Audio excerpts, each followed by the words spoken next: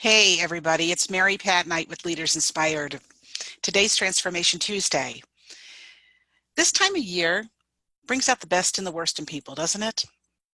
It really does. I mean, depending whatever you think about the holidays or how we're racing towards year end, it's either going to elevate something in you or it's really going to bring out something in you that's deeply triggered.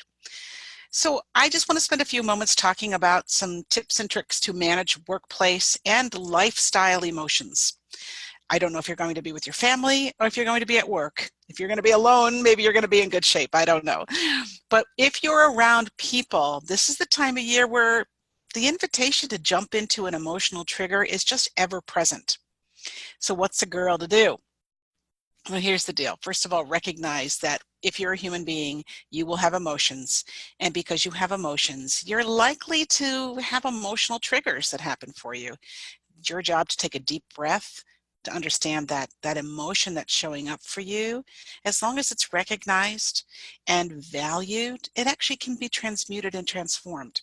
So if you're deeply feeling anger, instead of just going blind to it and knee-jerk reacting to it and blasting someone off the face of the earth, why don't you take a deep breath, say to that person, I'm feeling angry.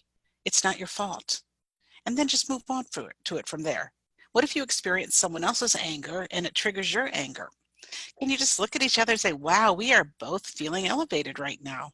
Let's just take a time out. Let me come back and talk about it when we're feeling reasonable. Now, that takes a supreme act of consciousness to do that. We are so used to just giving into our base emotions and knee-jerk reacting into whatever expression comes to us naturally. This requires that we stop, look, and listen.